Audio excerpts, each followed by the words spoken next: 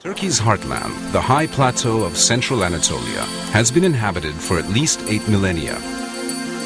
Among its most famous regions is Kappadokya, mentioned in the Bible and known today for its eerie volcanic landscape and delicious local wines.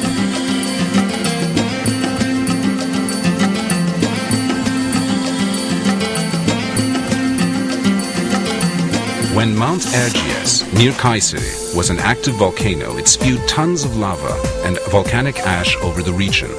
The ash solidified into soft rock that was later eroded by wind and water into valleys, plateaus, gorges, caves, and pinnacles. Early Christians settled in Kappadokya to practice their religion in peace. St. Paul visited here, and many monks and hermits sought the solitude of its lonely valleys filled with caves.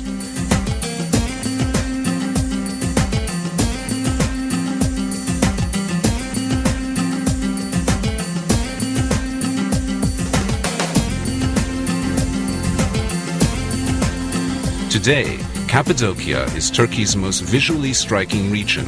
Visitors come from around the world to tour the Göreme Open Air Museum, a World Heritage Site sheltering dozens of medieval cave churches. Many of the church interiors are decorated with colorful frescoes of religious scenes. Perhaps the finest are the dark church, called Karanlık Kilise in Turkish, and the church of the Buckle, or Tokalı Kilise.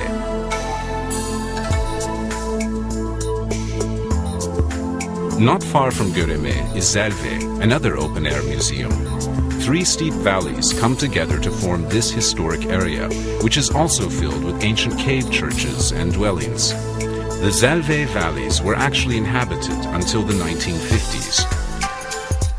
By that time, erosion had threatened the structural integrity of many caves, and there was a risk of collapse, so the inhabitants were resettled nearby. Dominating the Kappadokian skyline is the natural fortress of Uçhisar, rising above the town of the same name.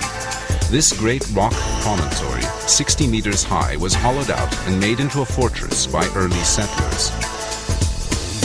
Today, visitors climb to the top through a system of caves and passages to enjoy the spectacular panoramic views from the top. The town of Avanos, on the banks of the Kızılırmak River, is famous for its colorful Kappadokian carpets and red clay pottery.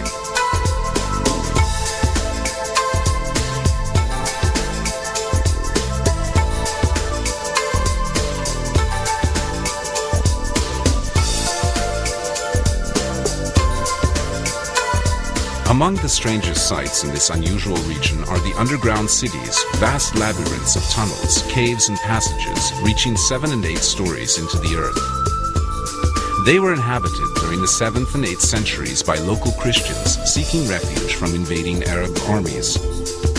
36 underground cities, large and small, have been discovered in Kappadokya.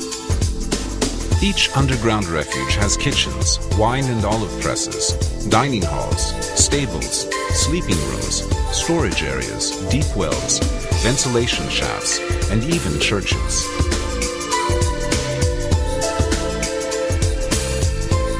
The entire complex could be closed off to enemies by rolling huge stone wheel doors across the entrance tunnels.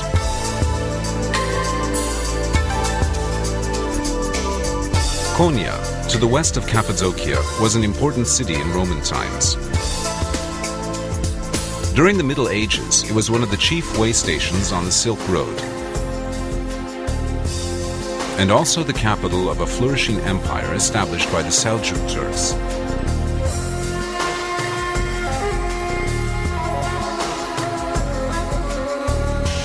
At the height of the Seljuk power of the 13th century, Konya was home to Mevlana Celaleddin Rumi, one of the world's greatest mystic poets and philosophers.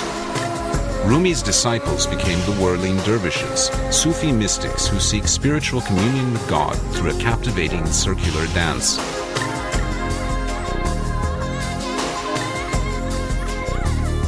A common sight in Kappadokya are the caravanserais, great fortified structures built to encourage commerce along the Silk Road.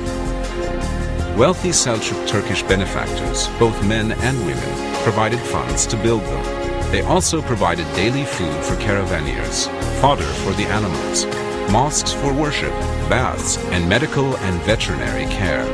Caravanserais were built about 20 kilometers apart, a day's travel by camel caravan. Over 100 of these fine buildings can still be seen in Turkey, many of them in Kappadokya.